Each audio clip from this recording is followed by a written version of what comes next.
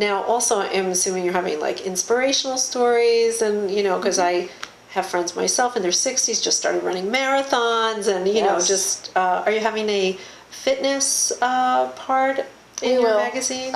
Along with the Boulder Body Works, we'll also have some fitness routines for women over 50 that are maybe more low impact, things you can do anywhere, whether it's in your living room or when you're on vacation or at your daughter's house or whatever. Right. And then we've got a woman who's writing about living your passion, and she and her husband both got laid off around the same time, and they just dropped off the grid, basically sold their house in San Francisco, bought an RV, drove around for 5 years, and then they settled in Boulder. So she's telling her story about how she came to live her passion. This is what she wanted to do. It was the right time. So for many people in this particular climate, being laid off is like the greatest thing that ever happened to them, even though they freak out at the beginning because they're used to the paycheck, but then they realize they may not need the paycheck in the way that they thought. Exactly. Yeah, so it's There's ways to change your lifestyle and still be satisfied and happy. Now, I know you're a single mom, so how do you work that in with all the work that you're doing? How old is your daughter?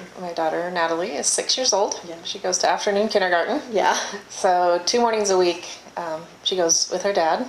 And then some days she'll go to the neighbors, which have got children that are not in school yet, or my parents will help out. I've got a great network there as well, very connected as far as that really locally. Helps. Yeah. So I've got people that'll help out there. And then, so in the mornings, I get up before her, I do a little bit of work. She'll get up and we'll spend some quality time together, whatever that means. Sometimes it's going to the gym, and sometimes it's watching cartoons or coloring, right? And then I get her off to school, and then I really concentrate on work for about 3 hours, which is what I've got, and then I meet her at the bus stop. So that's been phenomenal, not being in the corporate world. Sure. And pawning her off on, having to have sitters and caregivers. Different, it would have been 3 different daycares, because of the way the So system it's wonderful for her and your relationship. And also I think it creates a concentrated schedule for this is the time I have to do the work. Because sometimes if you have 10 hours stretched in front of you, you kind of do nothing. Yeah. You get the laundry done maybe. But if you say, okay, I have 3 hours before I go to pick up Natalie, that's when I get to do my work. And I know you're up early because I've gotten emails from you at like 5:30 in the morning. So I don't know what I'm doing up, but I know what you're doing. Right. So you just kind of work as you can. And so I think I still work as many hours as I did in the corporate world, but they're so much more effective because they are so focused. Well, and satisfying. For you.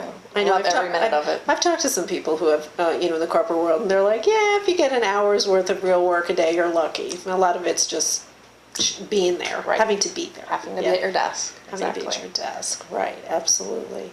Okay, so let's get back. I really want to talk more about this marketing thing because my experience with women in business is they can tend to devalue their own business, whether they don't charge enough or they're not investing in the business. Many businesses are, of course, undercapitalized, and then when they're undercapitalized, what do you do with the little bit of funds that you have? So, with your business degree, could you address a little bit more about the importance of marketing, and especially for women who I think can be very reticent to invest in marketing, and they don't really see the value of the marketing dollars going a certain way, or maybe even the value of their own business. Sure. Can you address that? Sure. Well, first, from my perspective, marketing, I want to get the word out there. So I have done some grassroots, putting flyers out and just getting the word out. And just let me clarify, isn't marketing just talking about your business so people know what you're doing? Right. Basically, because people, I think, get scared with that. Oh, marketing, I don't know what that is. Right. It's different than advertising. Advertising is the actual ad that you place there. Marketing is more of the buzz that you create around your business. Okay, so it doesn't have to, it can be advertising, it can be like this, video, it can be website stuff. Definitely. Yeah, okay. Right, and any networking that you do, lunches that you go to, support, The buzz. It's the buzz. Marketing is creating the buzz. Okay. Because this is brand new. I mean, this is a perfect, you're just a perfect person to chat with about the importance of getting the buzz going, because when you're starting something brand new that this is, you absolutely have to create the buzz. Right. Yeah. So the buzz around B Magazine has just been really believing in I believe in this magazine. So when I talk about it, I think people see that So just talking about Bee Magazine and, hey, wouldn't your friends be interested in this? And, telling them about what's coming up. And women, again, you said the culture of women, and we chat about things and we pass on information. And so really getting into that network there. And even the name, talk about the name Bee. How did you come up with that? Bee as in B-E. B-E, yeah. Bee. Because bees also, I think of the buzz, so, buzzing bees. Right. But that's good too. Yeah. You just want to be yourself. And we were talking about just being, just being comfortable with who you are. And the very first issue is going to be subtitled, Be Connected. Because that's how I really got this thing started, was I realized just how connected I was with the community, with where I grew up here, and with the women that I came into contact with, and men, just all the local businesses, and how connected I really am. And again, that chain of, even when you get laid off, you find somebody that had a similar experience, and you grow from that, and you build this connectivity. So you just want people to be who they are around you, and be just seemed to have so many meanings to it does. That really resonated. And it's easy. And it's easy to remember. Now, are you going to have on each issue, like, this is Be Connected, another will be something else, maybe Be Relaxed, or so it's kind of a theme that you're creating, and maybe attracting different articles that are related different articles to that. Right. Yeah. So the first one is Be Connected. The second one will be Authentic. So talking a little bit more about how we can really just be ourselves and be true to ourselves. So let's go. I really want to talk more about the marketing. I just think it's so important because I work with a lot of women who are upset that their business doesn't have as much revenue as they want, and yet they're sitting at home.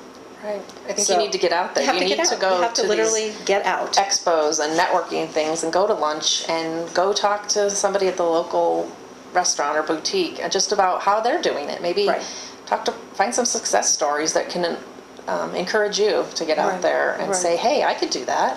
Right. I could, talk about that real quick. Or it doesn't have to be a big lecture about your thing. It doesn't have to be anything huge, but you have to get out there and talk about it. You have to believe in it. So if you're sitting at home, nobody's going to know about you. And you can get into a kind of a pattern of not leaving the house and not networking. It's even a bad word, networking. It's just going out and talking about your business. It's really what it is, and listening to what other people's business are as well. People definitely remember, and they remember a good relationship and a good conversation. Right, exactly. And that definitely stays in their mind. Oh, for sure. And even for introverts, I consider myself an introvert. But when I started this, it's something So you could break out of that to promote this. Definitely. Yeah. I make myself leave the house sometimes if I don't want to, but once I'm out there, I feel the energy. You get the buzz off other people, right? You get it out there. So that's I think such an important message for women. Obviously, if you're running a business that you don't feel passionate about, probably not the right business for you. But if you are passionate about it, why wouldn't you want to talk about it? Right. Or find what's passionate about it. If you've lost the passion, find why you started it and promote that. People want to be around that. They do. They like to be around the excitement.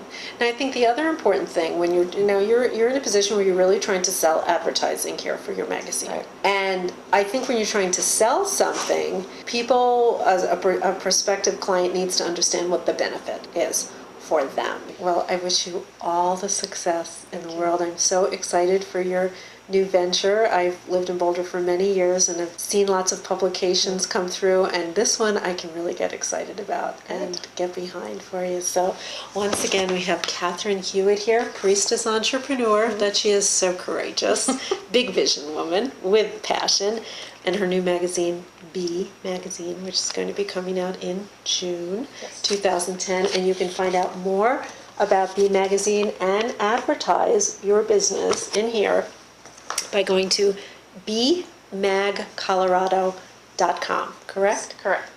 So thank you so much for joining us today. I'm just thrilled to be a part of your new venture and hope that it's very, very successful.